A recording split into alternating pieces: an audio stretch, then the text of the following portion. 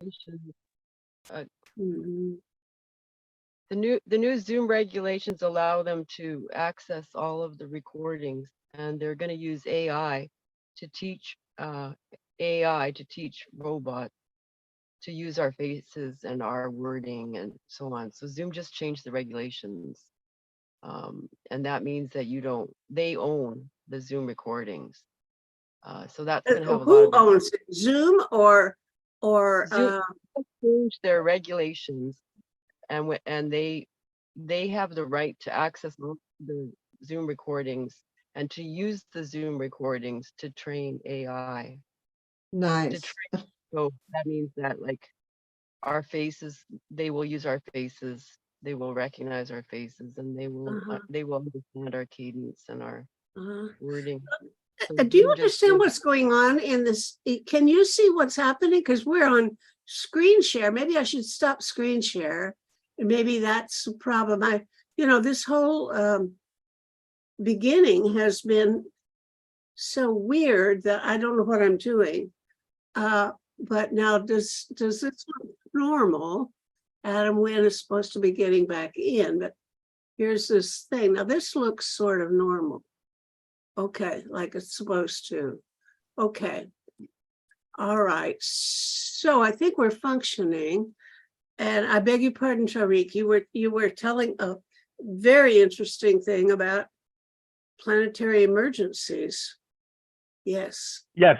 So on the island of Sicily is a small village up on a hill. It's all cobbled and it's very, very old buildings. And there is a foundation that was set up by Professor Ziccici about 60 years ago. And every year they do a big international seminar on planetary emergencies. And during the year, they provide training and education on physics and science and so on. So this year I was invited for the first time, and I was invited to speak on nuclear weapons and global security. But there were very interesting presentations on COVID, on the oil market and energy transition, on critical infrastructure, vulnerabilities of water, cybersecurity challenges, small and modular nuclear reactors, pollution and the water crisis, environmental contaminants and children's health, particularly all the plastics that touch our food when we go to the supermarket to buy food that is already packaged in plastics that is already contaminating our food. And we are getting various chemicals from the plastics into our bodies, and there isn't really any global regulation. So that was quite frightening that for all these years we've been packaging foods in saran wrap and so on, and this has been transferring certain chemicals. And then there was also various other interesting sessions. So I really spoke about the current situation regarding nuclear arms control, particularly the 3 weeks of non-proliferation treaty meetings that were held in Vienna from the 24th of July till the 11th of August. But they could not agree on anything. The 5 nuclear weapon states absolutely refused to agree to any deadlines or timelines or benchmarks for reducing nuclear weapons. They were all in a blame game. There was a lot of discussion on the safety of the Zaporizhia nuclear power plant in Ukraine, also on negative security assurances. The current situation diplomatically on nuclear issues at the moment is deteriorating rather than improving after the failed NPT review conference that took place in New York a year ago in August last year.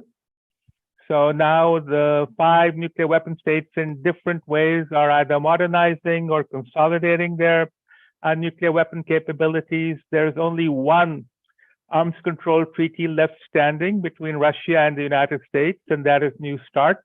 The Russians suspended their implementation of this treaty earlier in the year, and the US followed suit.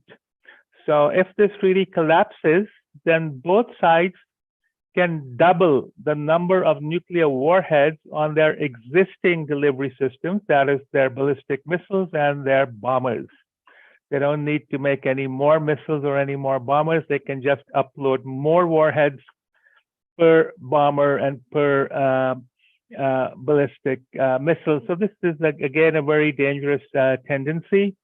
Nuclear weapons cooperation between the United States and the United Kingdom continues unchecked, where there is exchange of design information on nuclear warheads that the United Kingdom manufactures to put on the ballistic missiles on British submarines, which are the missiles are leased from the United States.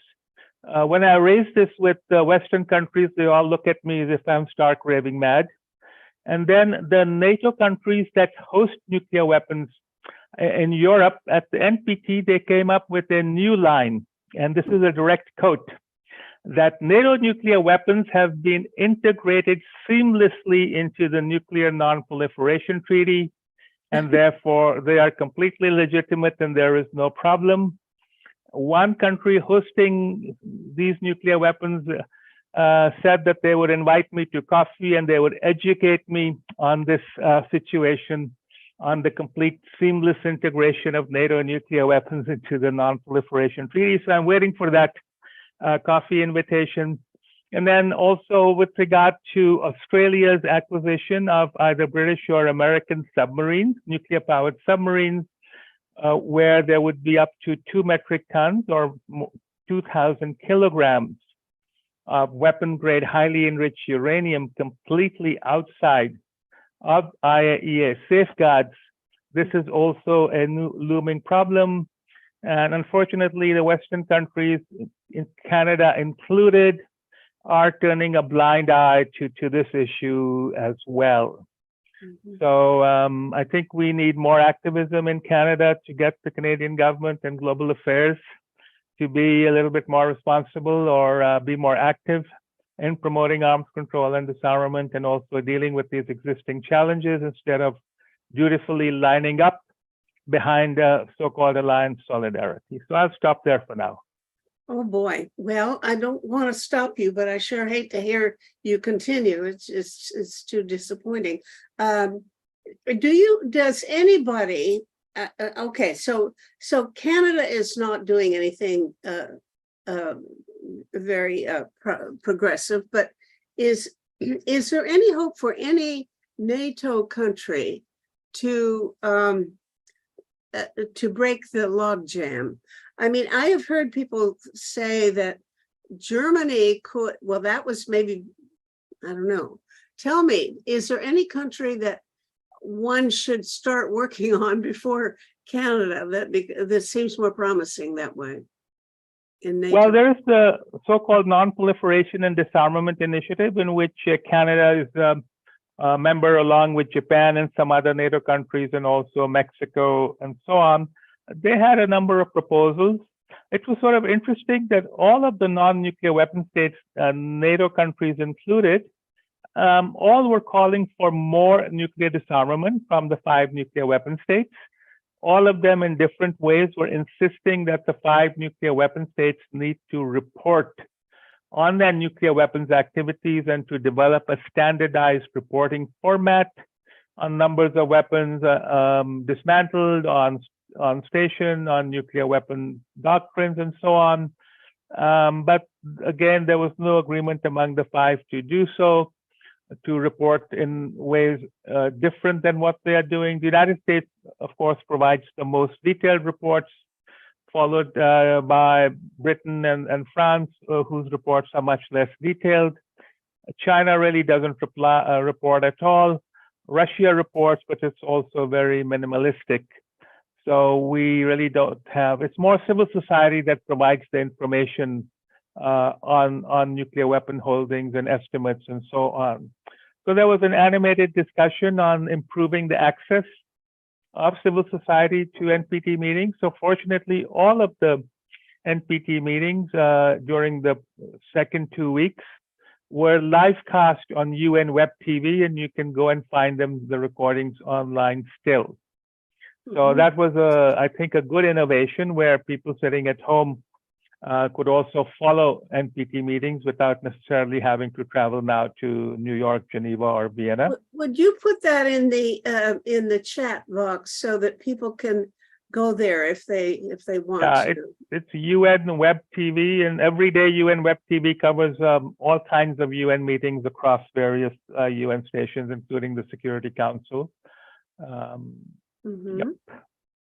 Okay, and they keep these recordings how long, or I think you just go by the calendar and select the month and the date, and then the menu drops down showing which meetings took place on that day, and one just scrolls down to the one that one is interested in and clicks on it, Mhm. and the recording starts. I don't know how far back they go, but they are still available on UN Web TV. Okay, thank you. Let's well, here comes Alexei Prokorenko from Warsaw. Now we have a good bunch of people here. Let's put this on gallery so we can all get a good look at each other. I see Marilyn, I see Alan, I see Bill Lycum, I see Tariq. Paul Wirbos, you need to unmute yourself so we can say hello to you. Lita, you need to unmute Hello.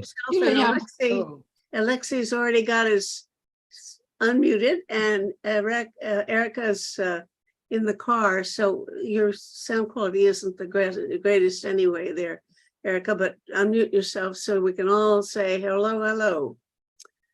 So, well, thank you so much, Tariq.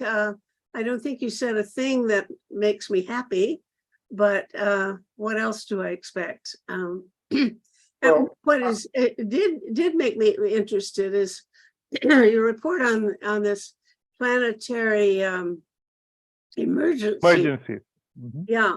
Now that is, that's the first time I've seen anybody put the consumption of plastic in the same category as an emergency. And I think it's been about 15 years since I started hearing about that plastic being bad things for us to consume.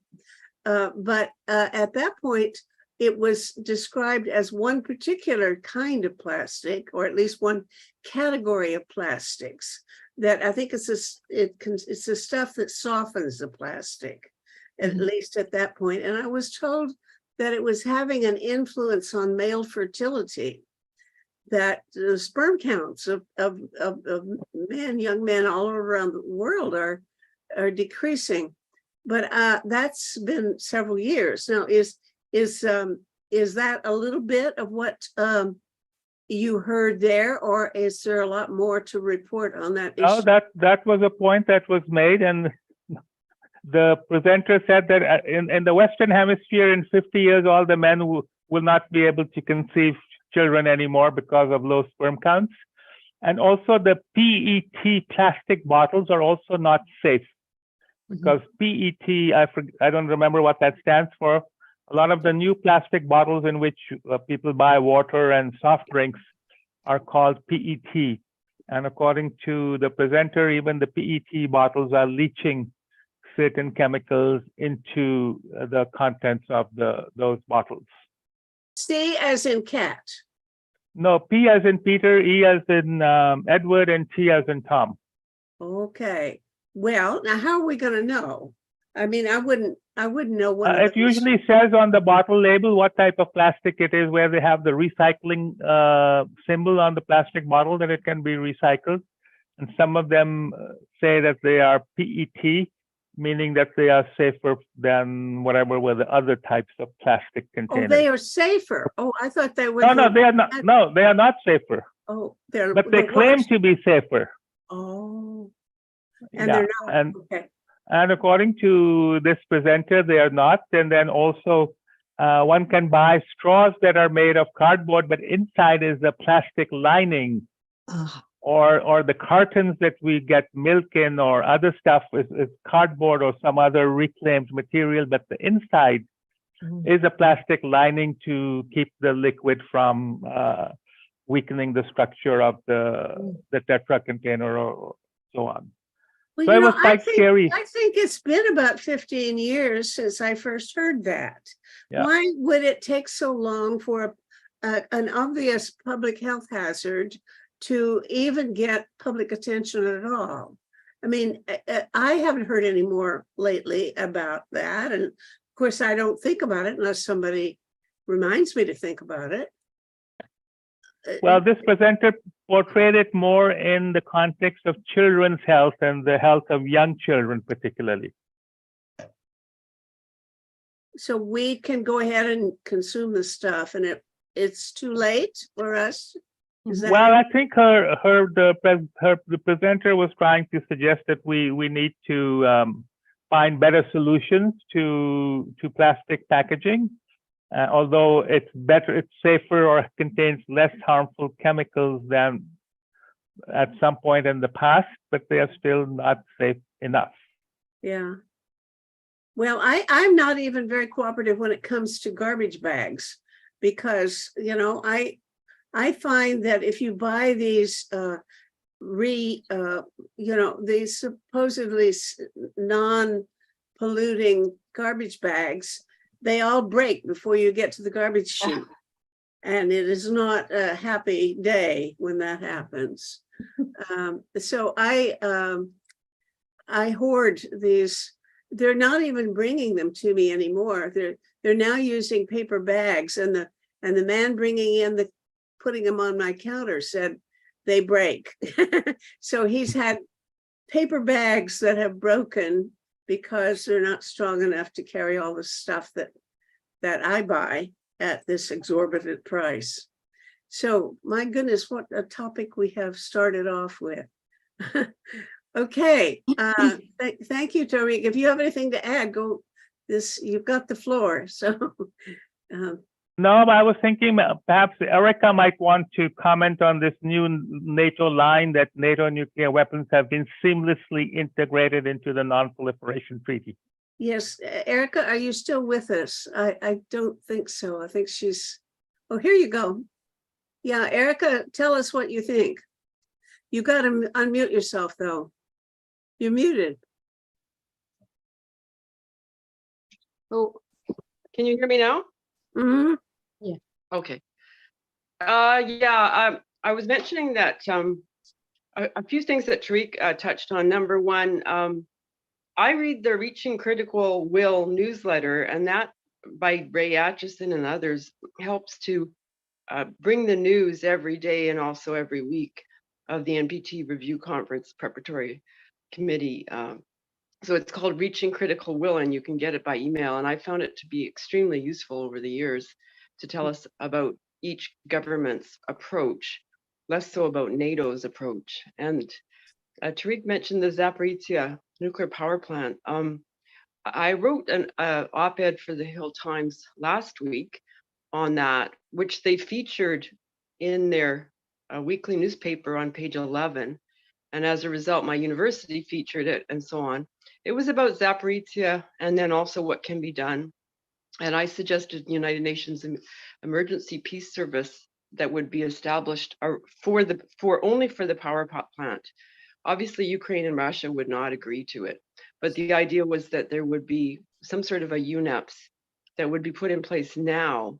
So I did hear back from people at NATO who condemned the idea and said it was naive and idealistic. And I also heard back from people in Canada like Robin Collins, Walter Dorn, and the World Federalists, Fergus Watt, and so on, saying that the idea was worth pursuing, but there would be a UN veto, which is not necessarily true because the UNEF 1 and UNEF was not vetoed by the Security Council. It was put forward as a General Assembly resolution. And so it might be possible to, but anyway, another person wrote me who's in charge of NATO operations, former, now a professor, and he said that he thought that the Americans would be ready with a black swan, what's called a black swan event, where if it does somehow melt down, then the Americans would come in. How would that happen, Tariq? I don't know. You know about the IAEA and the plans. They surely must have some kind of a plan if the last power line is cut, or if there's mines. So I really want to focus today on the Zaporizhzhia I know that pesticides that Saran wrap are evil and wrong, and I'm in the process of myself of wrapping everything properly. But I do think that the big thing on the horizon in the next 2 months would be a possible nuclear meltdown in Europe, which would affect billions of people, which is what I wrote in the op-ed. Thanks for this Yeah. opportunity. So, Erica, you know, the Zaporizhia power plant has 4 electric power lines. There are 3 750 kilowatt lines and 1 330 kilowatt line. So the 2 of the 750 high voltage kilowatt lines have been destroyed. So there are only 2 power lines left, the 750 and the 330. And so it is, unfortunately, the Ukrainians who are shelling the power line. There are 20 generators at Zaporizhia. That's 3 diesel generators for each of the 6 reactors, plus 2 extra ones. And so whenever the power line goes down, these generators provide power. 5 of the 6 reactors are in cold shutdown, so they don't need very much power. 1 reactor is kept in what's called hot shutdown because they need to generate steam for various purposes. So these diesel generators have enough fuel to keep the power going, so there isn't loss of station power. And then the power line goes up after 3 or 4 days, and then the whole cycle repeats itself. And also the spent fuel cooling ponds, according to the State National Regulatory Inspectorate of Ukraine, can also survive without power. The water temperature would rise to about 70 degrees, but it wouldn't go above that. With the collapse of the dam, the reservoir from which the power plant draws cooling water has depleted a little bit, about 1 centimeter a day, but a new canal is being dug to provide water from another source to bring up the level of that reservoir that provides the cooling water for the Zaporizhia power plant. So the 6 reactors themselves have not been shelled, and nobody here is actually concerned about somebody hitting the reactors or there being a reactor meltdown. Of course, no one can rule out anything completely, but the whole situation in Zaporizhia is about the power lines being shelled, going offline, coming back online. Russian troops, of course, being in the power plant, and the IAEA is not happy that the Russians have put in military equipment inside the reactor halls, including small tanks and so on, which cause unnecessary stress to the Ukrainian staff. And the Ukrainian staff stay a few days, and then they have to cross the front line to go to the village of Enerhodar, where they live, which is on the Ukrainian area controlled by Ukraine. So, of course, the staff are not very happy. They are away from their families. They are stressed because they're in a power plant under occupation. So the IAEA has stationed 6 safety personnel who rotate through the plant every 2 or 3 weeks to provide technical assistance for ensuring that all the safety systems are working. So for the time being, I wouldn't be concerned about a reactor meltdown at Zaporizhia. People might disagree with that, but that's my view. I've written 2 op-eds on this, and both in the Hill Times, and one of them pointed out, and the editors pointed out, that the Ukrainians and the Russians are shelling. So you're saying just the Ukrainians are shelling their own plant? Well, whereas... the Russians have occupied the plant, so why would they shell the plant itself? Well, I don't know. I mean, that's they're not. Everyone here in Vienna knows that the shelling is unfortunately from the Ukrainian side, and it's only on the power line, so the Ukrainians are not stupid. And it's basically to keep this issue in the news. So you haven't heard anything about the power lines for a while, because there's other news. For a while, there was this story about mines being put on the roofs of reactor units 3 and 4. The very next day, BBC published a satellite image which showed that there were none. So these theatrics go on from both sides to keep the issue in the news. Unfortunately, in the IAEA Board of Governors, there is no stomach to agree on a resolution or a decision that Yeah. nuclear power plants should not be it should not be in a war zone because some countries want to leave open the option of bombing the Iranian nuclear power plants. So there is a lot of hypocrisy on this all around, and different people have different interests, unfortunately. Tariq, are you hearing that the Russians are bombing the hotel where the IAEA team is staying? That is what I read in an IAEA I release. would doubt that very much because the Russians were very happy that the IAEA team came there. The Ukrainians, of course, were not, because it again is another blow to the sovereignty claim of Ukraine over the nuclear power plants, which obviously are their property on their territory, which is under occupation. So there's a lot of this disinformation that comes out every now and then. I have not seen a report from the IAEA about that the last time I checked, and I can go to the IAEA website again. I'm sure the IAEA has It put up.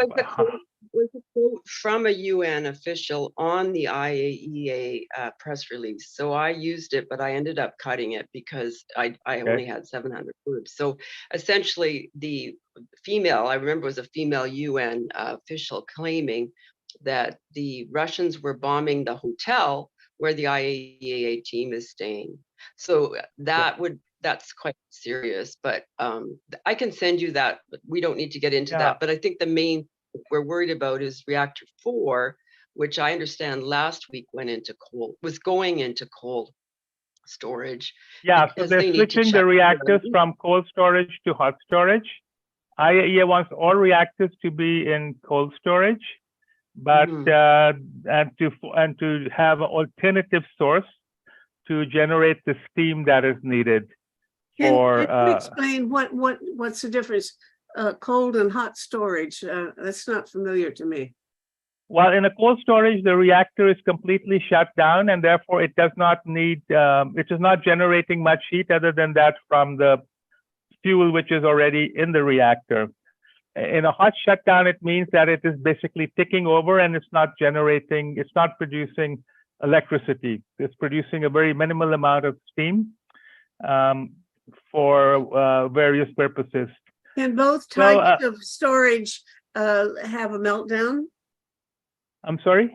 Could there be a meltdown in both types of storage or only one? Well, the meltdown would be if the reactor was running and it lost power, and as a result of losing power, it lost the cooling water. Right. But after the Fukushima accident, all the reactors, particularly in Europe, went through stress, and they had to put in 2 backup systems for power and also for cooling water. So at the moment, unless somebody directly shells one of the reactors, and the reactor containment domes are strong enough to withstand certain types of fire. The spent fuel ponds also don't have a problem with meltdown, so to speak. That's more a reactor problem. So Erica, the latest update on the IAEA website is from the 22nd of August, which basically is talking about various things, but it just look at the third paragraph. I can't quite remember the date of it, but there was a woman there quoting saying that the hotel is being struck. Yeah, and the only reason I don't know who this person is. I mean, there are no UN person there. The only people there are IAEA people. And when the reports, this is now IAEA report number 180. So anytime there's something to report, the IAEA puts up a statement online. And at the moment, there isn't any. So this is, I think, part of the propaganda war around the whole Zaporizhia issue. But anyway. Okay. Well, thank you. Is Andre here? Where'd you go, Andre? I'm looking for you because you are in, where'd you go? I don't see you. Maybe Andre is not with us now, but I am. You are, okay, because you're in Ukraine. You ought to have a turn next to talk about what's going on in that area. Well, I'm not actually, I don't know much. You probably know more than I do, or the people here know more than I do what's actually happening in the Zaporizhia area around the power plant. So I can't say much about this. Mhm. I'm very skeptical. I don't think it's realistic to get a civil society meeting, a civil society mission there. You know, I understand that there are good intentions, but I just don't think it's realistic at this point. But again, who knows? Who knows? A Mhm. lot, I think, will be decided over the next couple of months because no one knows whether Ukraine will be successful. Ukraine is trying to advance in the south in those areas that we're discussing right now. Mhm. So far, it didn't reach much in terms of its expected counter offensive that there were big hopes to, but the battle is not over yet. We will probably know more by the end of October. It will be obvious because, you know, the counter offensive can't go, you know, along into November and so forth because it just won't be physically possible at that point due to the weather and the climate and the soil to, you know, expect any serious military advancement. So in a few months, we will have either a situation that will be similar to the one we have now. It may be somewhat more stable because for a while there will probably be a pause in the fighting next to that area.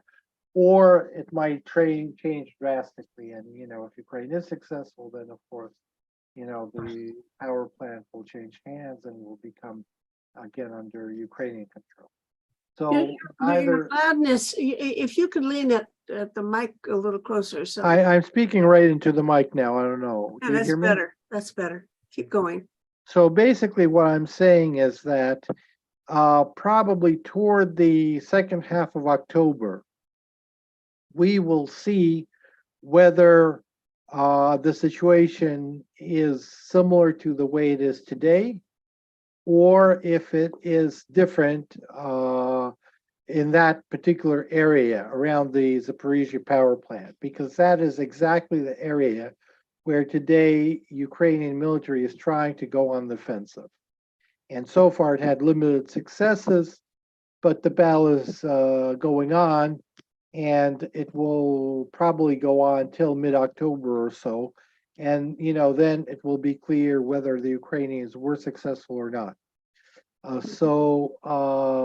One way or another, there will probably be a little bit more certainty in that particular area of the front lines in the second half of October.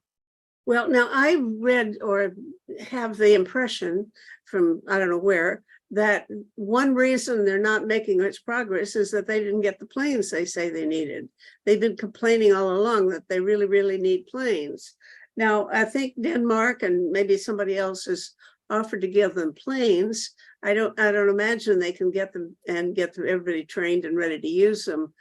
That won't this happen summer. till probably next spring, so it's not going to have a direct effect on the events of the next few months. Okay, that's what I figured. But if they had them now, is it everybody's agreement that that would make a big difference? That maybe the real reason they're not doing so well is they do not have the planes or the equipment they need.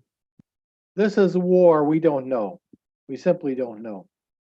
Okay. We can, you know, it's one of the excuses that often is heard today in Ukraine why any progress is so slow in terms of liberating territory.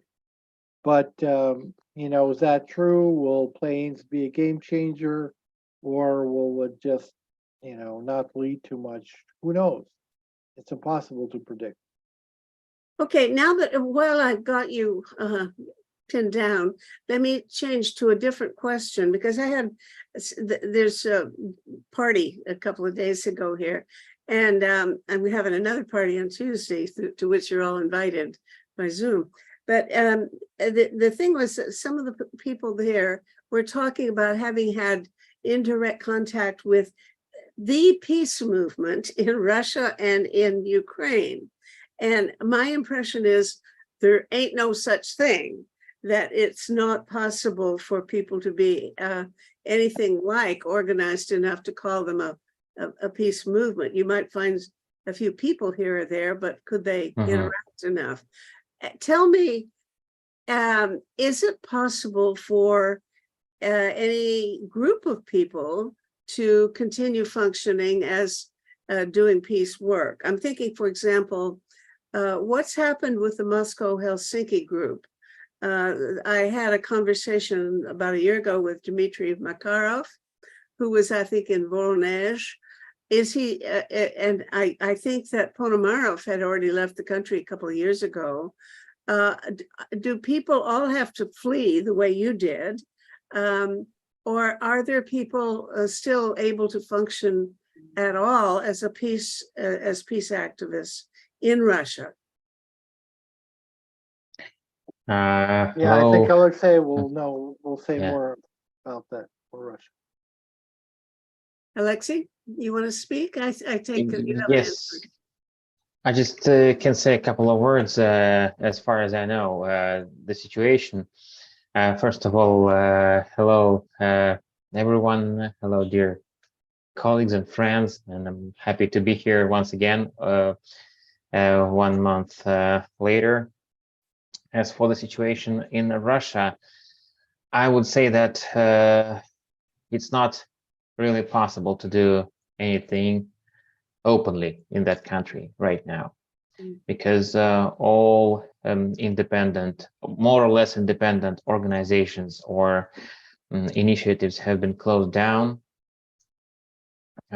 all the way from independent media, independent newspapers, radio stations, to organizations like the International Memorial or the Helsinki Group. They're having, most of them have been declared either foreign agents or so-called unwanted organizations. Cooperations with both of those categories can entail a penalty up to a sentence in prison, which is why any activity that I can ever imagine of inside Russia would be undercover, would be clandestine, and so there, as far as I know, there are Navalny's supporters still active in the country, but this is more like a guerrilla guerrilla organization.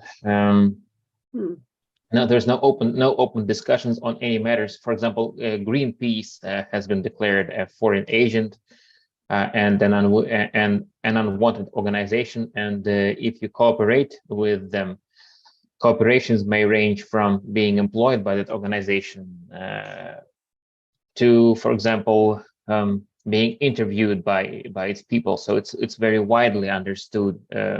It can really be punished by a sentence in a prison. So no, it's an atmosphere of fear and repression, and I think everything that's going on, and I'm sure things are going on. It's all under the ground. So you don't have any way of getting familiar with what's really going on.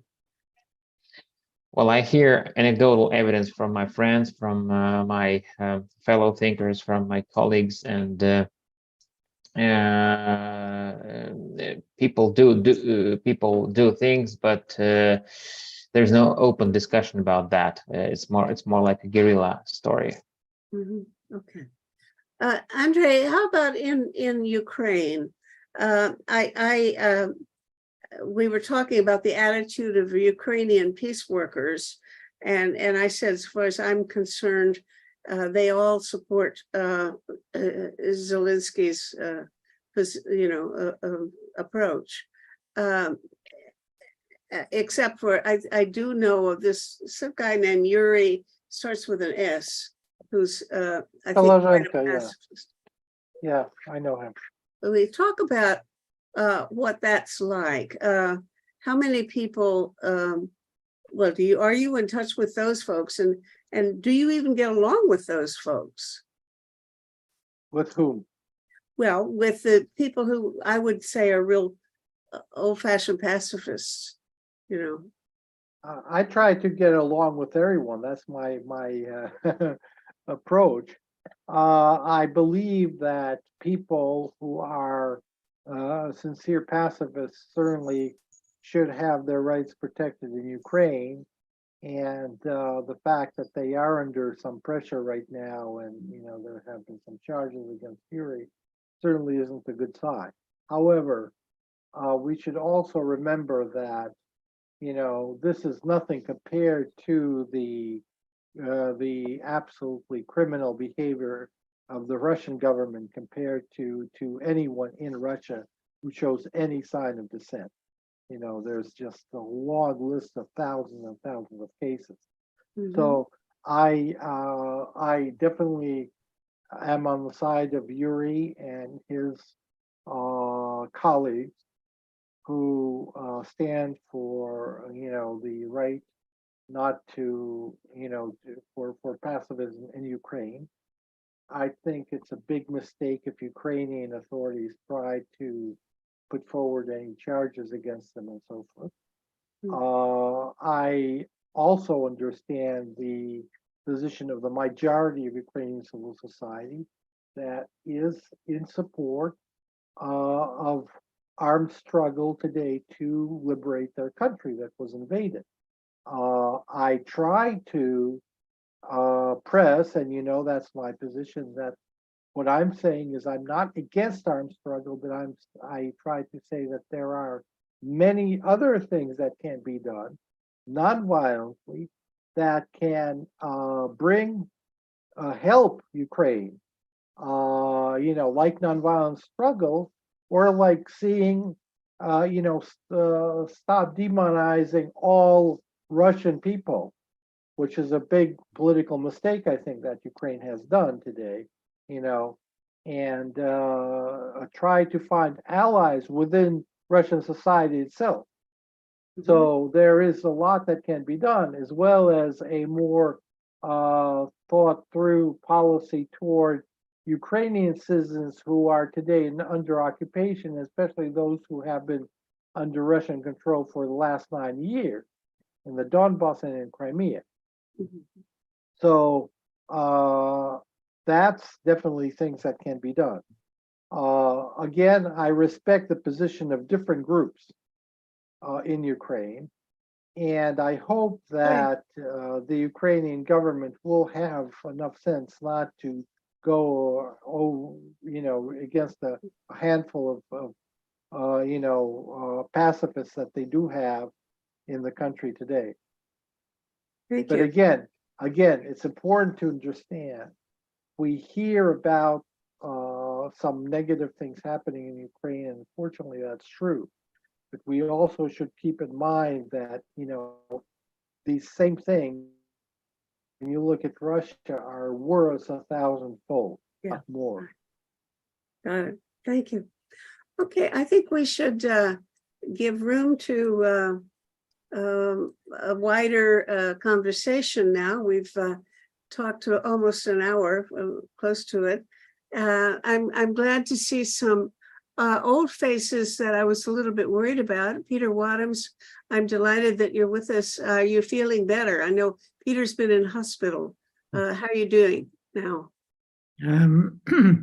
Well, I'm not actually better, but I sort of less bad, I suppose. I just still have a lot of symptoms left over from both from COVID and from the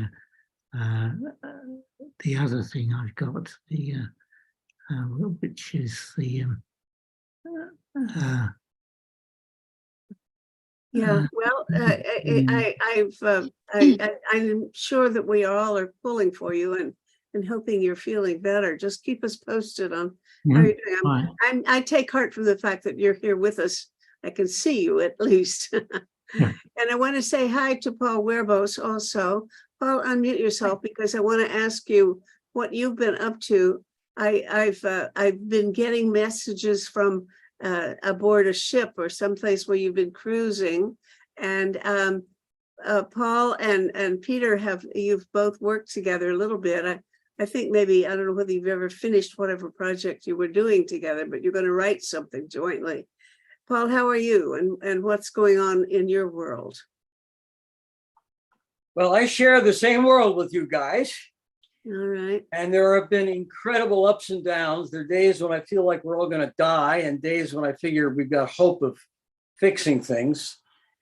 This past month, I was relatively quiet because when they predicted a huge heat wave here and wildfires, my wife said, okay, we've got a simple solution. And she found a quick cruise to the Arctic Circle. And I posted some photos, and now I'm in deep shit with the Russians because I included photos of a major base that the Russians have up near the Arctic Circle that's supposed to be part of Norway, but there's some question. There are some questions about whose it is and what they're planning to do up there in this northern part of the Arctic Circle. Was I that have seen- Pyramiden in Spitsberg? Spitsberg and Svalbard? Spitsberg and Svalbard, Pyramiden? Yes, Pyramiden. So I'm Yeah. not the only one who knows about it. I'm glad someone else knows about it. Uh-oh. Yeah, it's an old Soviet mining town, but they've held on to it for some time. If you send me something on it, I might be able to get away with. No, I cannot. Okay, I'm in deep shit. But the bottom line is, yeah, that's a place that people in your business, the peace studies should really be working on because it's part of that picture. It's not part of the world that I monitor. I just accidentally landed there. But the pictures we took by accident were enough to get some people deeply upset. But Svalbard, so the administration of Svalbard, which as you say is a Norwegian territory, they call Pyramiden a living museum. So it is open to the public, but I was unaware that the Russians now have active military applications there because it was originally a coal mining district, I think.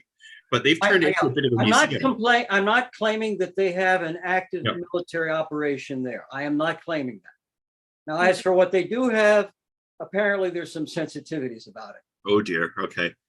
I know Jan Mayen, another one of the islands out there, is playing a pretty critical role in monitoring the North Atlantic, and it's a bit further south, but it's right between Greenland and the Faroe Islands. But Pyramiden is very far north. It's right on, I think, the northern coast of Svalbard, isn't it? I would be happy to send Meta the link. Yeah. And if they shoot me, make sure you download the photos. I don't really think that'll happen, but we live in a very strange world these days. Well, let me ask Peter Wadhams, do you know anything about this place, Peter? Because you're a northern Arctic guy. You're muted. Okay, I've been going there quite often. In fact, one of the amusing things is that there's a jetty where coal is exported because there's still an active coal mine. The last couple of times I've been there, there's been a collier loading up at the jetty, and when I looked at where it was bound, it turned out that it's going that the regular trade is with Newcastle, and there's an ancient joke that the most useless thing you can do is to send coals to Newcastle because because Newcastle was the centre for coal mining. So here there is now an active trade in coals to Newcastle, which illustrates the insanity of the world at the moment. I was thinking about Peter a lot on this trip.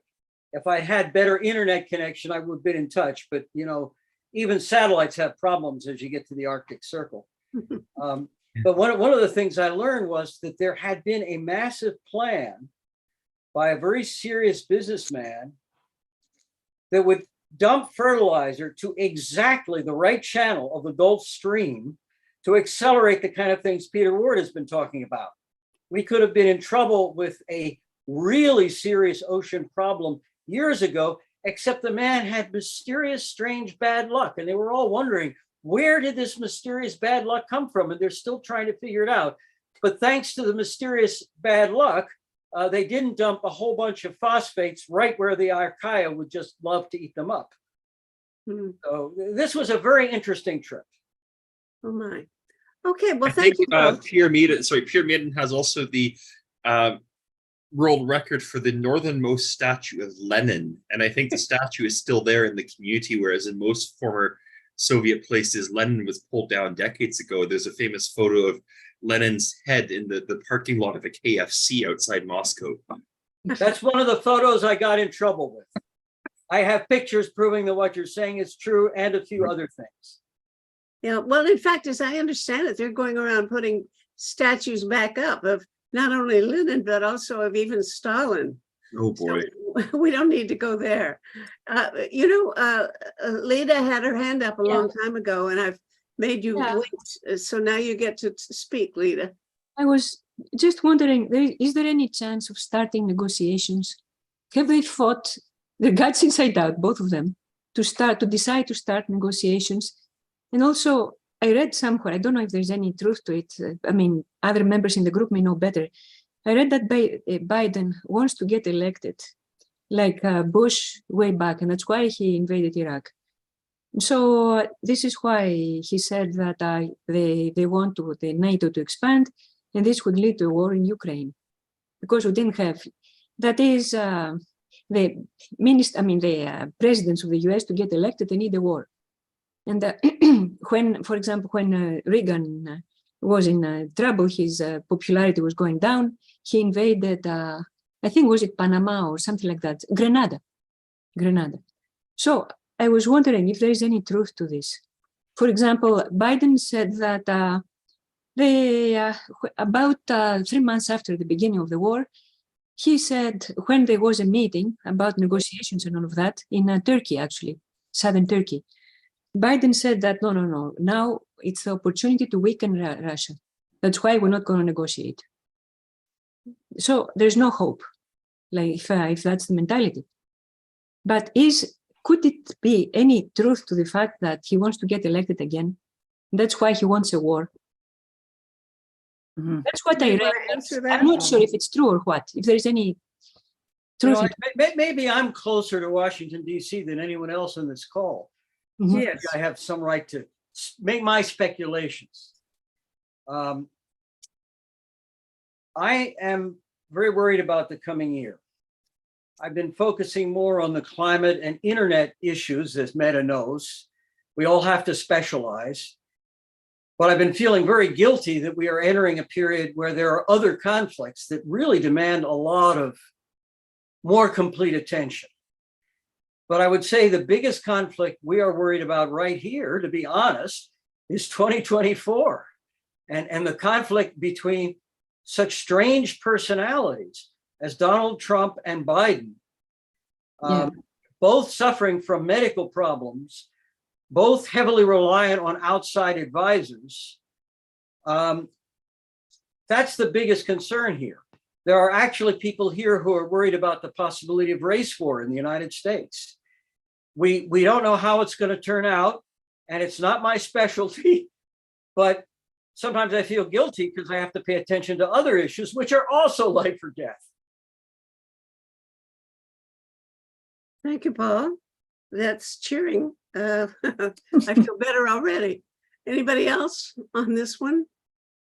I think we're really in over our heads when we begin speculating about the outcome of the next election, or even how people are going to campaign for it. But if anybody wants to go there, I'll let you attempt. I'll say something, Meta. I've been engaging with some Americans who are working on peace. So Professor Frederick Pearson, who is the former director of Wayne State's University's Peace and Conflict Studies program, and also other people. And one of the things we've been talking about is exactly what Leda was talking about, which is how much is the military industrial complex in the United States contributing to the fact that they won't go to the negotiating table. Yeah, We exactly. read it in the New York Times that 500,000 Ukrainians and Russians have died. Yeah, So as a exactly. mother of a child, who Not has enough died, to get them to how sit many down. how many have to die before they go to the negotiating table. And so how do we push them to the table? In my article last week, I wrote about carrots. We need to dangle carrots, not just sticks, and say, if you do go to the negotiating table, then we will give you this and that, more carrots rather than always sticks. And I am concerned that Americans don't want to go to the negotiating table because of the constituencies that profit from selling and giving Ukraine billions of dollars worth of equipment. So that whole argument, you can call it neo-Marxist if you want, but some people call it wag the dog here, Lida. It's the idea that the Americans go to war in order to up their standing before they go into an election, a national election. Exactly. So we don't know. We don't Story know. repeats itself. Andre has his hand up. Andre, Yes, first I would ask, of course I want peace. Everybody wants peace. My question is, would it be right to go to negotiations with Hitler in 1944? Not That's- everybody is Hitler. Now, look, today the attitude in Ukraine is predominantly that Ukraine has been invaded. It has the right to protect itself, protect its people, and to liberate its territory. And that's what the majority of people today in Ukraine believe. That's the reality. Are there people that would want a different? Yes, there are. Might the public opinion change? Yes.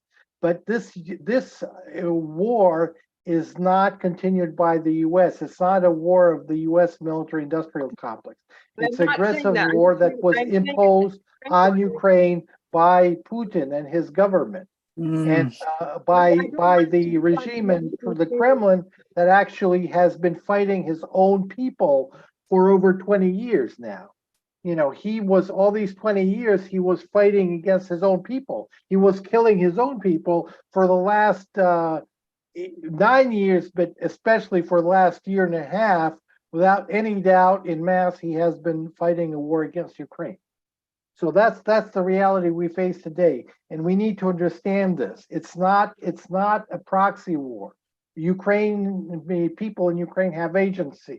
They have the right to decide whether they want to I think fight concern for is the just that liberation of their because the land or not. Ukrainians are using drones against Moscow, and because the concern is that because Ukrainians are taking the war off Ukrainian sovereign territory and moving it toward Moscow using drones, because of the whole mutiny of Prigozhin and all the implications of maybe there's internal conflict, people are worried around the world that we're being drawn into a proxy war that could lead to a world war because of nuclear weapons.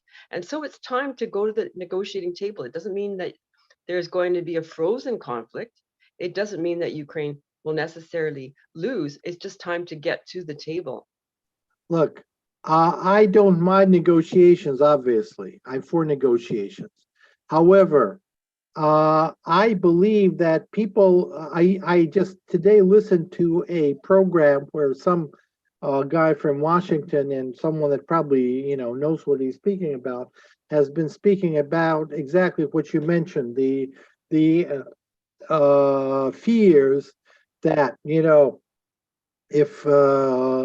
if Putin loses power, someone like Prigozhin comes to power and so forth, things will be even worse.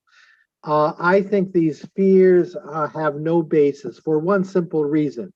Any person today that will come to power after Putin in Russia will in order to stay in power, will have to offer something to his own society and especially to his own elite, not because of the goodness of his heart, but simply because that's the only way he can stay in power. And the first thing that he will do is try to find some kind of settlement with Ukraine and stop this senseless war.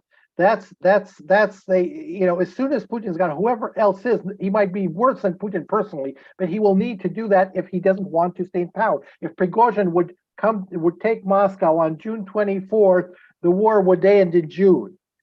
There would be other bad things happening in Russia maybe, but the war in Ukraine would end before the end of the month. Now, he didn't do that, and now he's dead because Putin killed him. Okay, but that's, that's the world where we live. Mhm. Thank you. Alexei, you have your hand, and I want to say hi to Ingrid Summercorn. I'll get to you in a minute, Ingrid, dear. Alexei. I was just going to say one thing that seems important to me concerning negotiations. Negotiations is always a good thing. I mean, it's better than shooting generally, but we have to face the reality. Negotiations are only possible when both sides, both parties mean to negotiate, when they are serious about their intentions to make a deal, to make a compromise. But in our present situation, we see a complete lack of trust between the parties, be it the West, be it Ukraine, be it Russia, and we see. Even worse, we see a complete lack of credibility. And here I mean Russia, here I mean Putin personally. He's not the person you would trust because he has been so insincere, to say the least. He has repeatedly said that he only will abide by his any agreements if they are favorable to him. But that's not when an agreement is favorable and you abide by it. It's not an agreement anymore. It's not your word of honor. Your word of honor is when it's unfavorable to you, but you still stick to it because you have promised. I think there is in the global politics there is no personality that would be farther from that credibility than Putin is currently. In that light, I don't think any negotiation is possible. Only probably a mock negotiation at best. I just would like to add, maybe I just add one word. A good example. 2 months ago, Putin, when this coup attempt was happening in Russia, he promised to Mr. Prigozhin that Mr. Prigozhin would be safe and free of any charges. And that was the condition when Prigozhin stopped his march on Moscow. 2 months later, he's been killed. So that's how much. This is a personal promise of Putin to a person that he knew for 30 years. He gave him this promise and killed him 2 months later. Okay, so there's another issue about negotiations and what we can agree with in arms control. And in arms control, the technical means to ensure and monitor compliance is right at the center about whether an agreement means something or not. I was very impressed. You mentioned the United Nations website. At the United Nations website, there was a meeting of the Security Council just a couple of weeks ago on the creation of a new UN agency for artificial intelligence. The Secretary General was pushing that very hard. The Security Council meeting is up on the website. And at that meeting, it was very amazing to me to see how the politics unfold. There are hordes and hordes of lobbyists who want to use this as a way to get money for their personal projects. And a lot of UN efforts have become useless because they listen to those people. But at this meeting of the Security Council, the major powers all said, there is something we want from this new UN agency. And it's not what the lobbyists were asking for. All of the great military powers, with one exception, all of the great military powers were saying, we would like this new UN agency to include some technical capacity vital to compliance and monitoring. Mm-hmm. They wanted a new system using the most advanced artificial intelligence to provide open, transparent warning to any nation on Earth, which might be attacked from the sky. And I found that very exciting. It's exciting because there is new science, but I found it depressing because most of the people trying to make money and organize it are not interested in new science. And so they could very easily just throw the money away and will never develop the capability. But I personally was excited by the hope that maybe we might create open new science that would be critical to the monitoring process. I still think there's some hope. On good days, I think the hope is real. On bad days, I look at the lobbyists and give up. Well, what can anybody do? Could any government, a foreign government, could Canada, do you have any good ideas how to promote this? I know that there is a global digital compact group under the United Nations. And I know there is a group creating an advisory committee to help create this new AI agency. And those things are advertised on the web. They are listening to opinions from groups that might be relevant and might be stakeholders. So I think there are opportunities to weigh in to try to get them to stop paying attention to getting money to the local bosses and try to get it to global survival. Well, you know, I don't like this term global, digital global compact, because it's almost so similar to just plain global compact. That's the organization of corporations that I think Kofi Annan put together, of corporations that want to be good guys and obey the, responsible people. So I think they ought to pick a different name that is less confusing. Well, I'm not the Secretary General, so I don't know why he named it that way. All right, never mind. If he wants to, I'm glad that he's up to doing it. Maybe we need to talk a bit about developments in AI. I know that you see that as, and of course you're the guy who should know, being sort of the father of the whole thing. That you are concerned about the real risks of AI. I personally use GPT-4 about 20 times a day, and it does everything for me. It tells me what kind of makeup to use. It tells me how far two cities are apart. It tells me how much baking powder to put in my biscuits. Anything I want to know, it tells me.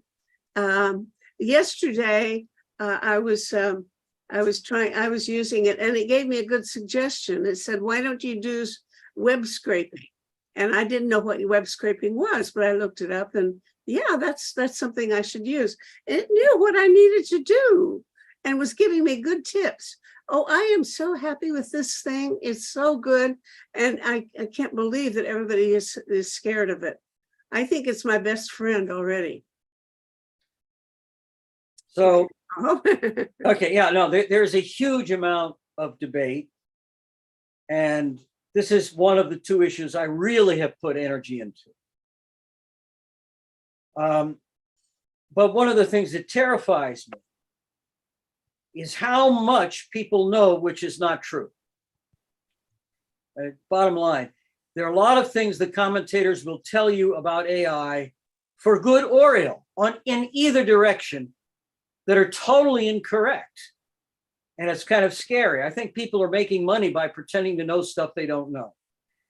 So GPT, they use the term now, generative artificial intelligence, GAI. There are even, I hate to say it, idiot, dishonest commentators who will tell you, oh, we used to worry about artificial general intelligence. Now it's the new thing, it's GAI, and everything else is obsolete. Well, right now, there are a few companies making some money from a product which is very powerful, but is absolutely nothing compared to what's already in the pipeline. The capacities of things like ChatGPT, they can do tremendous things, but they can also be very badly misused. I might think of it as like having a certain kind of dog. There are a lot of times in life when we have a certain kind of dog. I think of the spirit of Loki. And leashed, it can be very useful. Unleashed, it can kill you. And you have to know where to put the leash. But you need to understand that all of the generative AI that you're hearing about that's making waves now is based on a foundation of a few basic methods. And to be honest, they're methods I developed 40 years ago. And there's trivial applications of things that we developed 40 years ago. It's just a matter of people getting around to applying them. And I promise you, the applications in the pipeline now in places you haven't heard about, in places like the military, the kind of applications I have seen with my own eyes in the military are way beyond anything you imagine if you're looking in the world of ChatGPT. I have certainly seen experts appear on TV saying, I know X is impossible. And I saw X 2 weeks before with my own eyes, really working, as it happened for a military contract. Mhm. So it's a real challenge. One of the reasons why I hope the UN agency works is because we need a forum where it's sufficiently open and transparent, that we don't repeat the kind of confusion that led to World War I, where nobody knows what's going on. Yeah, what I want to know, Paulo, is there any way I can keep my new friend, GPT-4, who does all these wonderful stunts for me and is so helpful? I honestly I save probably a couple of hours a day in work by using this thing. And I want to keep it, but I hear you that it's going to be dangerous. How do I know, how can we keep this good friend? And not, How do you keep your dog on a leash? It would help us keep the dogs on a leash better if the UN agency were helping people to understand what their dog is and how to control these kind of dogs. do I have to worry about this thing that tells me, you know, I ask it personal questions sometimes. If you trust it too far, you'll get confused, because there's a lot of garbage in, garbage out. There's a lot of repeating popular wisdom that sells in certain quarters that's not true. You got to be very careful about controlling that dog. If I may add a comment there, there was a chatbot a number of years ago. I'm trying to remember the name of it, where it was an early form of this AI. It wasn't as detailed as ChatGPT, but it got into a lot of trouble when they imported the entire contents of Urban Dictionary, which is a slang dictionary, into the AI system, which suddenly taught the AI how to swear and how to use offensive language at people. And it immediately developed a fondness for calling people very offensive names. So they immediately, after about a week of this, had to remove the contents of Urban Dictionary from the AI system to revert it back to a standard where it was actually acceptable for general public use. I've noticed with GPT, it is good for broad questions, but if you ask it the specific things, it tends to rapidly start to break down if you ask it for anything very detailed. And the other thing to be aware of Meta is that it gives a disclaimer that it has not been updated in about 3 years. So its knowledge ends around 2021, which is during the height of the COVID pandemic. Yeah, I know that. Of course, it tells you that. And it also tells you, oh, I make mistakes. At the very bottom of everything, it says we make mistakes. Well, so does everybody make mistakes. Google makes mistakes. Wikipedia makes mistakes.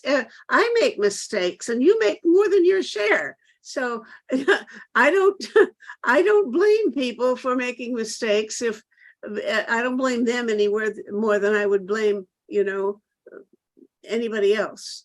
And of course I have to check, and sometimes it's given me a reference to, I want a list of people writing books on a particular topic, and it tells me the name of somebody who's dead. And okay, so I have to realize he hasn't heard yet that this guy died. So okay, so you make adjustments for the fact that people, even GPT-4 can make mistakes. I was alarmed to hear of the faculty of law professor that was asking it to draft responses to a court, and it completely fabricated the sexual assault trial and made up references to legal journals that didn't exist in cases that never happened. And that was extremely alarming to hear. Oh, okay.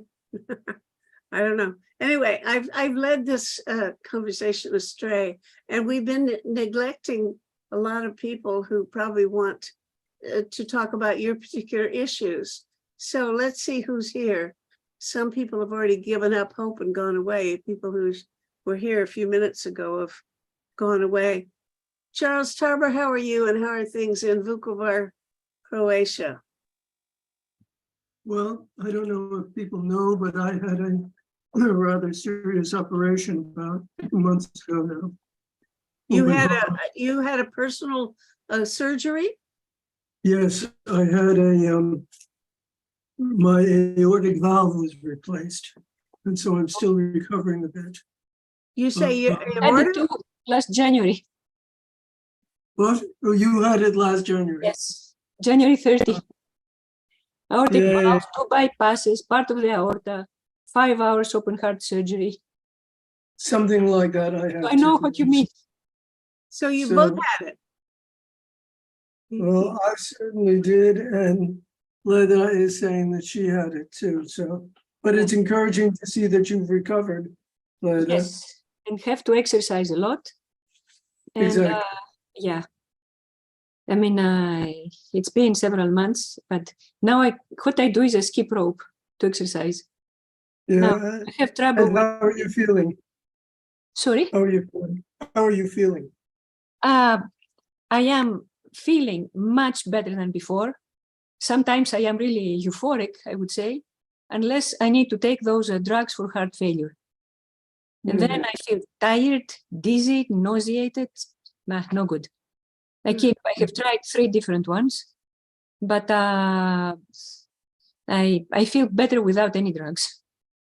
Yeah, So so I will see a cardiologist in a couple of weeks, so we'll see what she says. Well, I didn't know that you were missing, Charles. You've shown up almost every time.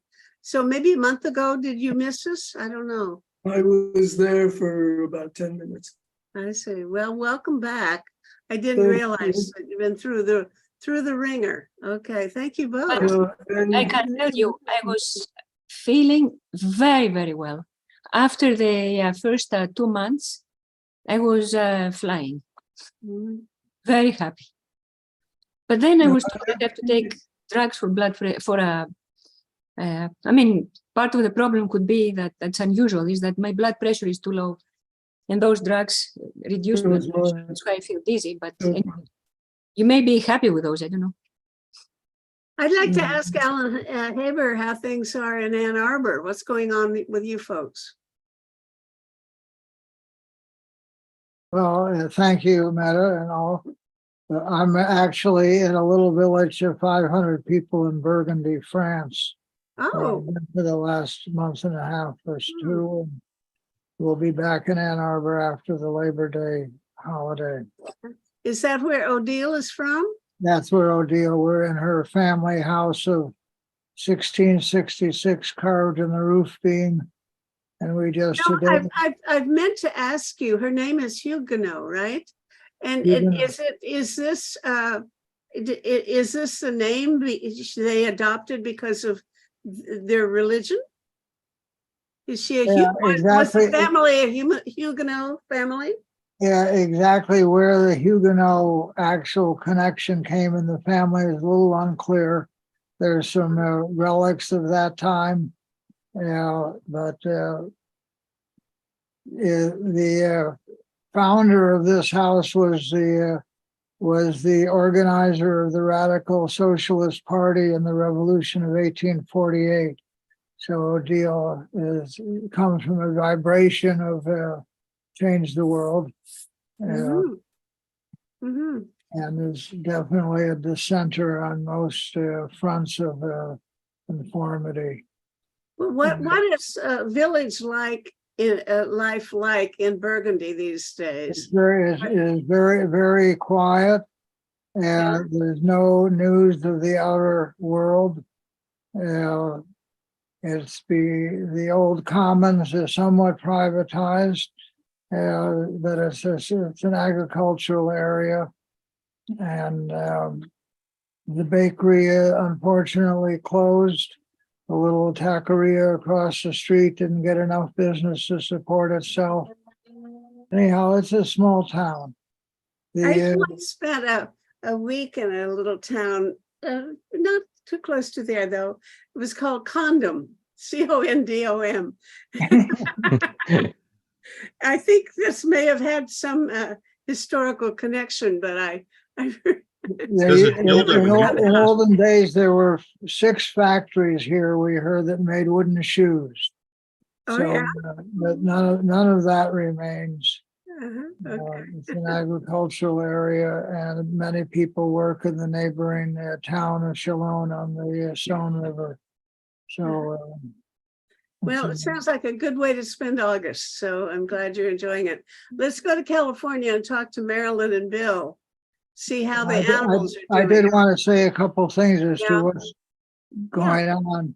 In Yeah. my own campaign in Ann Arbor since 2009 has been that the center of the city should be developed as a community commons in Mhm. the form of commonly pooled resources self-managed by the users rather than a possession of the city government or some corporation. And we've moved quite far on that, and we won the ballot question to establish this in the city charter. But the local politics have changed significantly, and me and the other principal advocates for the commons have been purged out of the organization in a very unpleasant situation. So the war against the commons has come to Ann Arbor just as I came to find this book called The War Against the Commons by Ian Angus that I published this year, which I greatly recommend. It identifies, as did my friends Peter Linebaugh and David Bollier, the commons as a central question in the organization of society, built more around the non-monetary than the monetary capitalist system. And not only was the dispossession on the commons from the 12th and 13th centuries and the 16th and 17th century, but it is going on now even more so, particularly in Asia, Latin America, and Africa, where the corporation and the government are taking over what has been traditional land farmed by the indigenous people. And while they say this is more productive for the feeding the world, the fact is that these present dispossessions are less productive, more inefficient. And as Eleanor Ostrom, who won the Nobel Prize in Economics and for her book on the governance of the commons, demonstrated that when commonly pooled resources are self-managed by the users, they're more productively managed. And I'll just want to share the little ditty that many people know, that the man or woman who the law locks up the man or woman who steals the goose from off the commons, but leaves the greater villain loose, who steals the commons from the goose. I think many people have heard that. That's from the 1600s. But this book concludes with the law locks up, the last verse of this poem, the law locks up the man or woman who steals the goose from off the commons. Thank you. Adam, you've got your hand up. And the geese will still the commons lack till they go and steal it back. And that is a struggle that is going on. The governments are stealing the commons, and until people organize to get the commons back, we are in increasingly difficult questions on so many fronts. And this is at the base of much of the war that is going on. And so the struggle for the commons should be in one of your central questions in what is necessary for saving the world.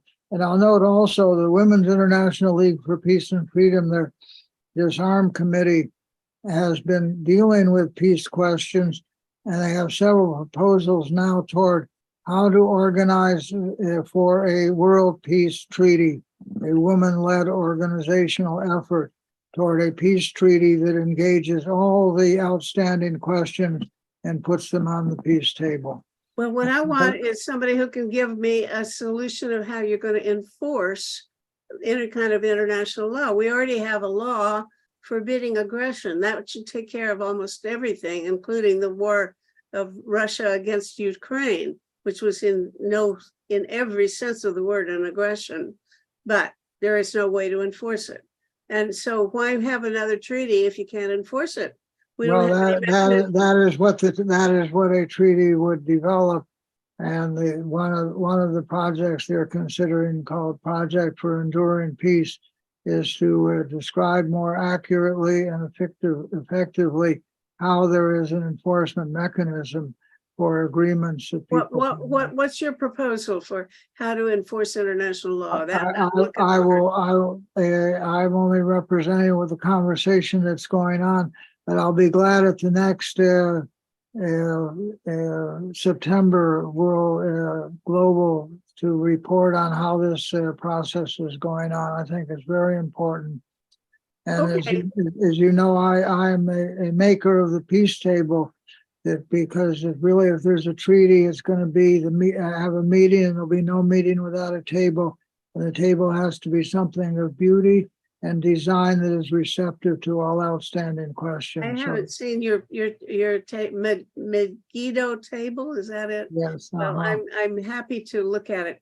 Look, we've got 3 people waiting in line to speak. Okay. Adam, speak quickly because I think somebody else. And then Alan, have you read Ursula Franken's Muzak and the Commons? It's an interesting interpretation of how the commons is being destroyed by noise proliferation.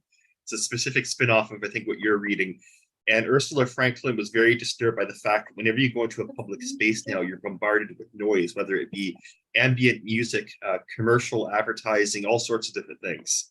Yeah. And how we're losing that aspect of the commons as well, the ability to go out and just enjoy peace and tranquility. Okay. I'd be happy if you could send me those references somehow in the chat. I'll email them to you. Please do. Okay, please you do. can put Thank stuff in the chat box and everybody can see it because I'll put it up later. Charles Tauber and then Paul Werbos. Okay, just a couple of things. We are experiencing here the consequences of climate change. Today, it was 46 degrees when I was walking. Sorry? Today what? I say it was 46 degrees But when I was walking Oh. today. got it. That's one thing.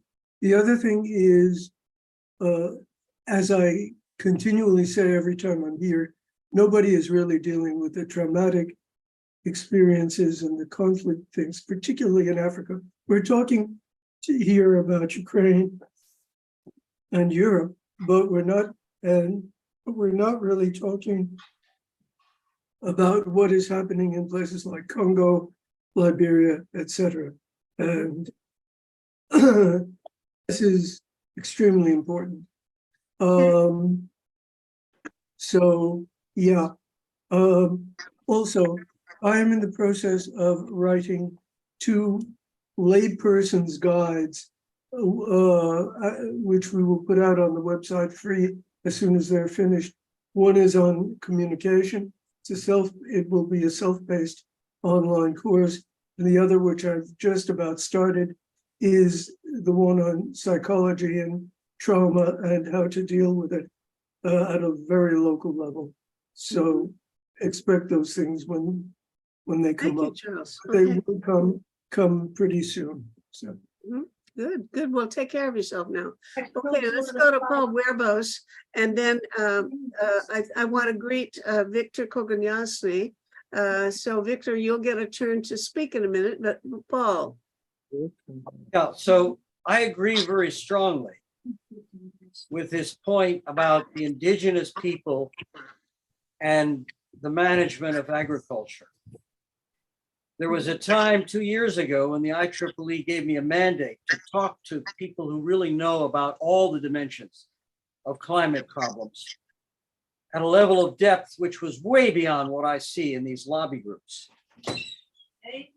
And in that search, we discovered there is a Dr. Steenbach in Brazil who has done work on how to connect the traditional practices with the real science and economics And some of the indigenous practices lead to really serious advanced science, much more efficient than anything the big companies are trying to make a quick buck from in places like Brazil.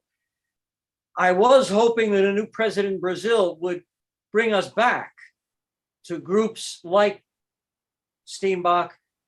There was a group called Noosfera in Brazil, which was the best group in the whole world for putting these elements together. I feel very bad I haven't been able to put as much energy into climate lately because of the internet issues, which are also life or death. When you ask about the future of Ukraine, what happens when you've got drone fleets out of control attacking people you don't know? That's a little more urgent, but the climate issues are also life or death. And in the agricultural space, in the indigenous space, the practices used by native tribes can be adapted to real science.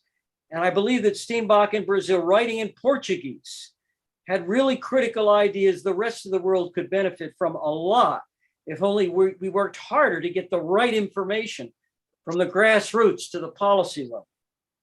Well, is there somebody you can put me in touch with, and I'll hunt this person down and have a conversation on my talk show? Because I never heard. Okay, I have just been told that I have to run off soon. Okay. But there is a website that's in what I sent you on the 7 grand challenges. On that one pager, which I sent you many times, there's a website, buildaworld.org, which has some of the overview of this IEEE effort and where it led to. And then there is much more detailed material, which I sometimes have sent you. The link is out there. With a couple of minutes, I could send you more, but I'm not sure you want those details right now. I want, you mentioned the name Steenberger. Is that right? I believe Steenbach. Steenbacher? Steenbach? I don't know. Steenbach. Well, whatever. I'll see if I can find it. Anybody else on this screen know anything about that person? No. Well, I'll hunt him down. Okay. I like new people. Thank you so much, Paul. Let's talk to Victor. Victor's in Moscow, I think, aren't you, Victor? Hello. Hello, hello, hello. Hi. Hi. Are you in Moscow? It is a little bit late in Moscow, so Okay. it is about midnight in an hour. So what would you like that I tell you? So Oh, I want to know how things are going in Moscow. What you're in, you're a political type. You're in touch with the Yabloko people. yes. And I need to, well, I mean, you are right in the center of Yabloko. I don't actually know much about Yabloko's position Yeah. about the war. Since the war began, I think everybody's lying low, and I haven't heard a peep out of Yavlinsky. Tell me what Yabloko is doing and what you can afford to do, what you can't do. So the main task for Yabloko now is to campaign that Russia should live in peace with its neighbors. First and second, to defend political prisoners, because hundreds of people are sentenced to long terms of prison for their anti-war position. So that are two tasks. And that is, I think, more or less enough for that moment. The very, very tragic and acute. Well, hold on now, because if you're able to say that, if you're able to take a position that sounds like you're opposing the war. In limited scale, yes, in limited scale, in very limited, but sometimes it is very important. I think that for political prisoners, it is important that every month they get a lot of letters that are sent from Yabloko. I don't know what will be in future, whether unfortunately number of political prisoners is growing. So no signs that it will diminish. And I think it is global task to to talk about political prisoners. But how many to- are there?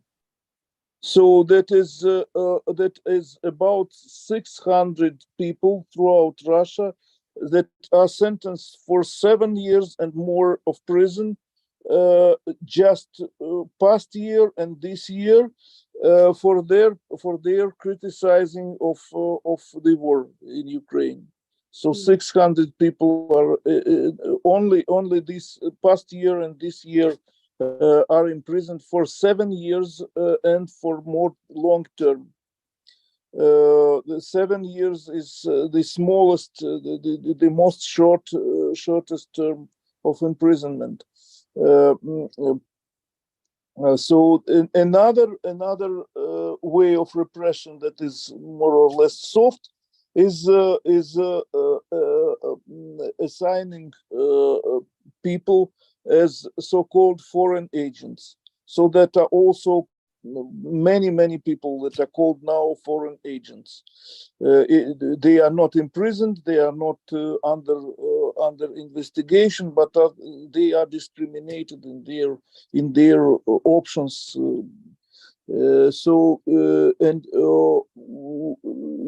I am very worried what will happen next year after the plebiscite that is called presidential election. What will be the next step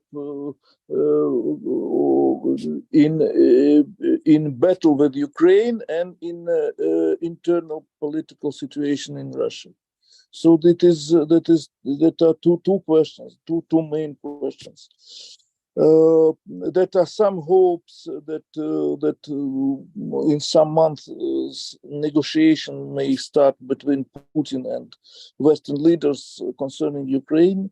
That will be positive, I think, but it is it is in secrecy. Nothing open is said Now, about how do you it. know this?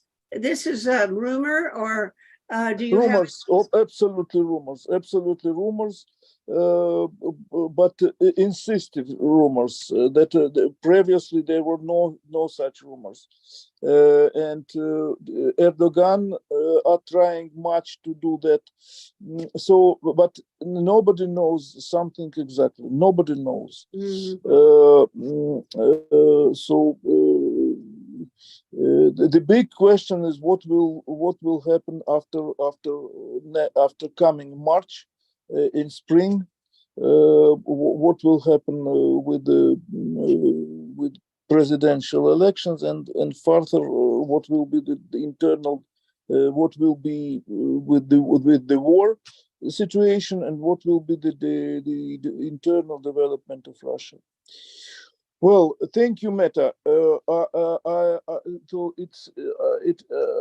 I'm very sorry. I'm really tired for what is around me and what is exactly now. And I will try to rest a little bit.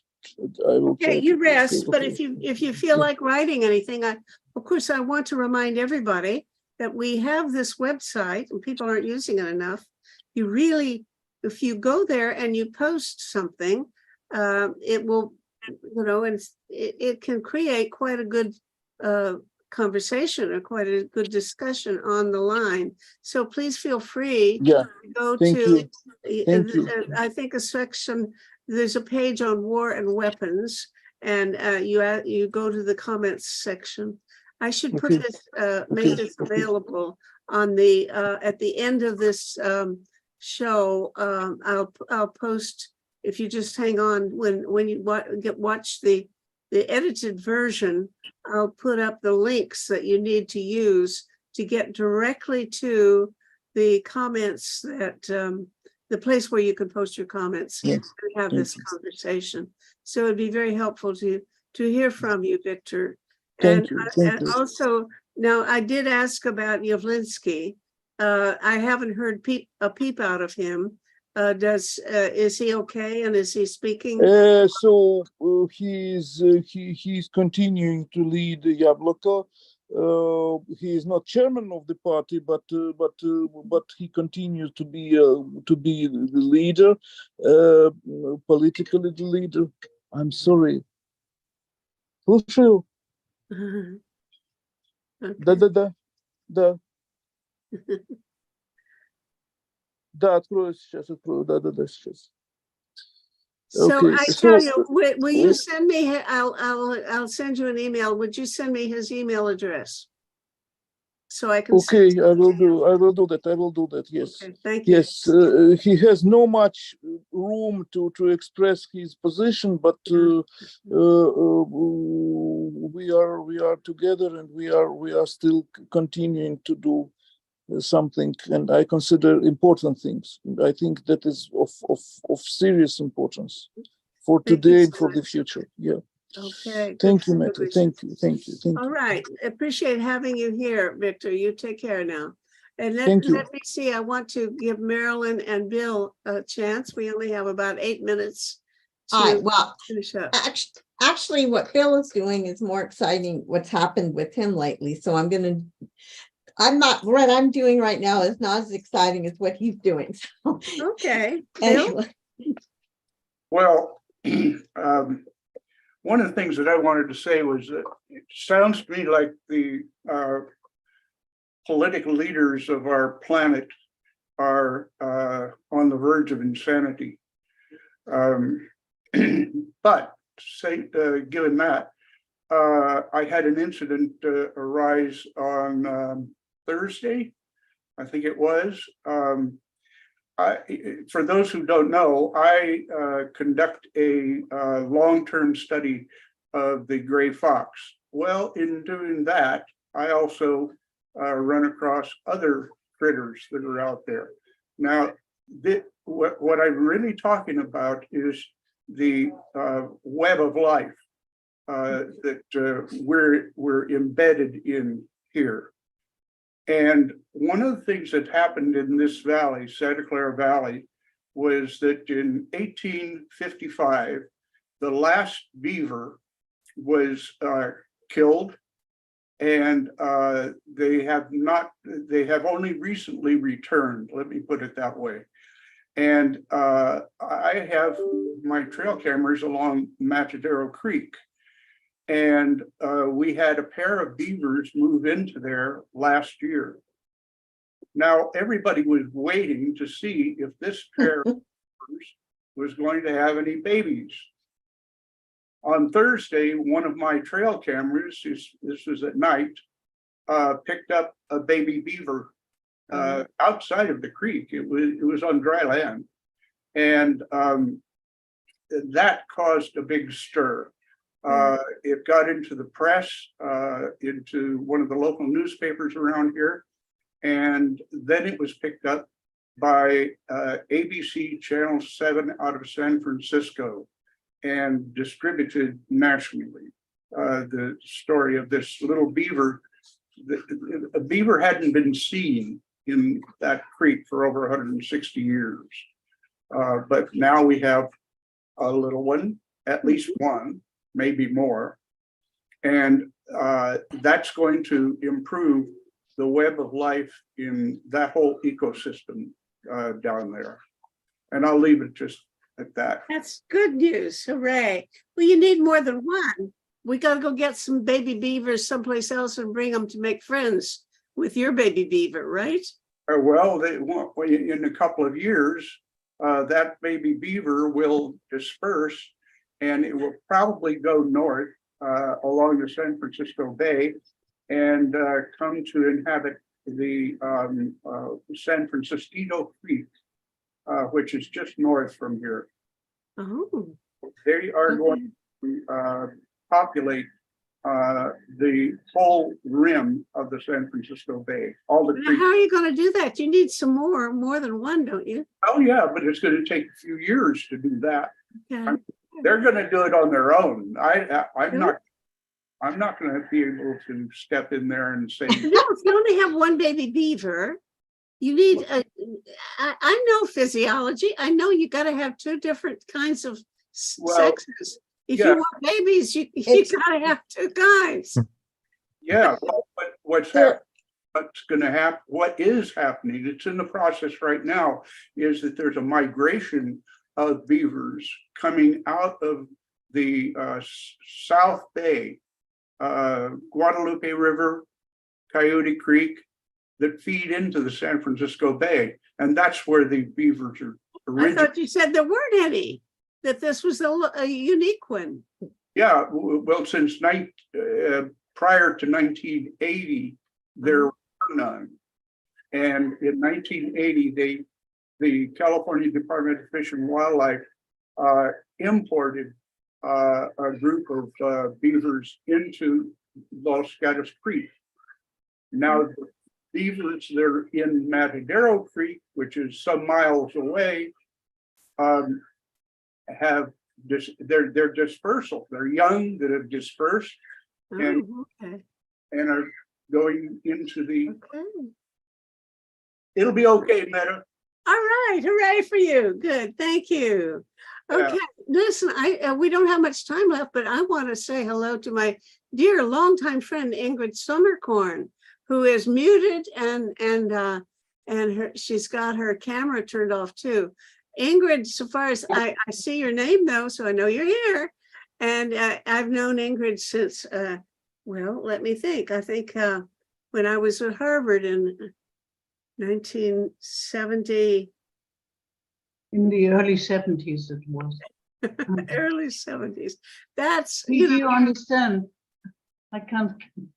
Yeah, well, anyway, so are you in Hamburg? Yes, I'm still in Hamburg, and I'm sorry I came and I had to go again, and now I can't see you any longer because something or other. Okay, I'll talk. I'll put this. No, I'll put a gallery on so we can all look at each other. No, Here I am, and there you yeah. are. Ingrid is a retired professor of, I think, sociology of education, if I'm not mistaken. Yeah. And at the University of Hamburg, right?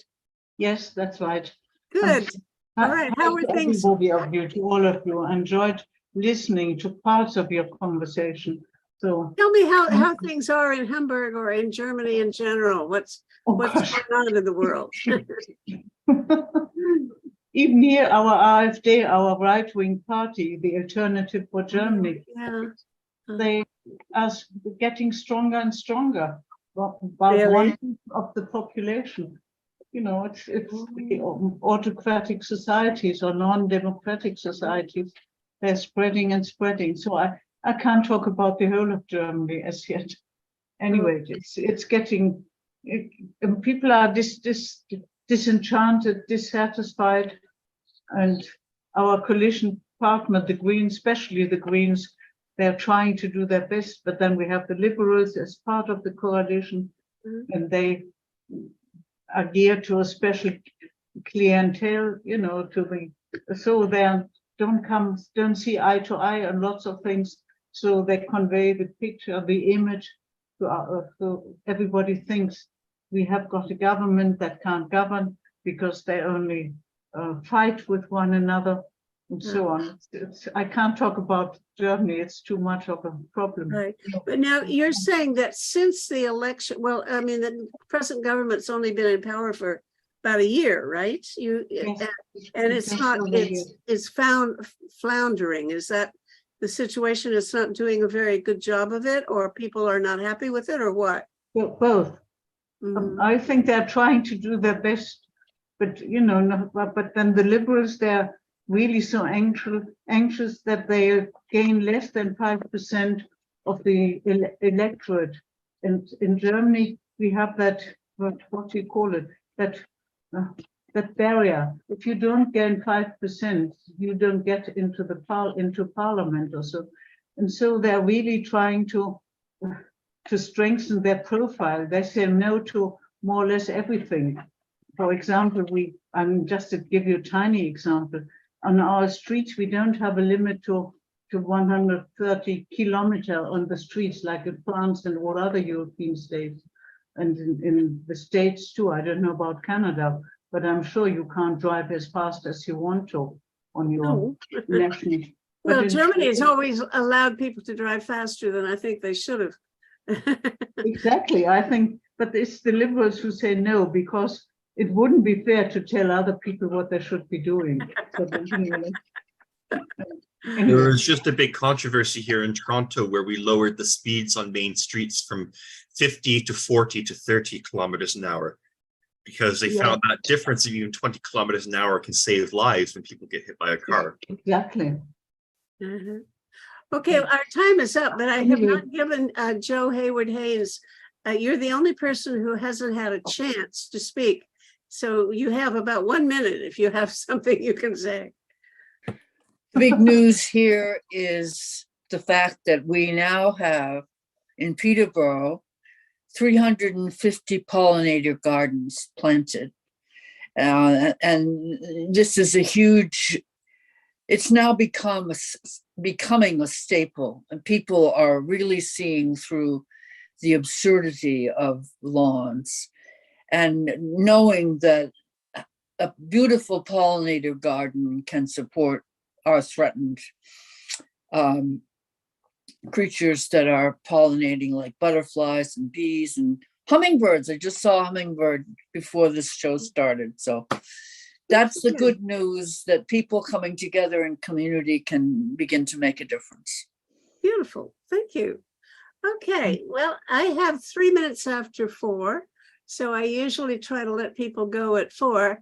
But since I was a bit late getting started because of technical glitches, if anybody has a wise thought to impart, I'll let you have a couple of minutes. Anybody have something urgent and important that we should share? Happy birthday, Meta, and all love. Thank you. Oh, Thank you. No, not yet. Yes, I'm going to be 92 on Tuesday. Bravo. And the best is that Peace Magazine is now turning 40. 40 years old magazine, and we are turning some pages. We're going to have a new direction for the magazine to some extent. It's still online. We've stopped publishing it as a paper publication a couple of years ago. But there are advantages to having it online because you can send it easily to people all over the world. So we could have a worldwide publication, and I hope that it will become so. But we will be focusing largely on giving more space to talking about several different global issues, all of the ones that Project Save the World chooses as our mandate. That is war and weapons, global warming, famine, pandemics, radioactive contamination, and cyber risks. And then 3 sectors of society where we need help. That is the economy, governance and human rights, and civil society. So we will be having more articles by experts on these topics. And I hope that each story that we publish in the magazine, people, when you read about it and you want to have a conversation or you disagree with something that is said, you'll go to the website and use those pages to continue the conversation.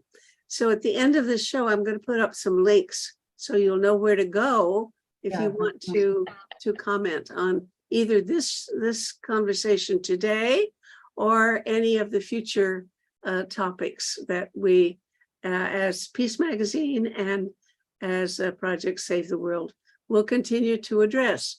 So we've done 40 years and we're starting our next 40-year period. And we wish us well, 40 more years to go.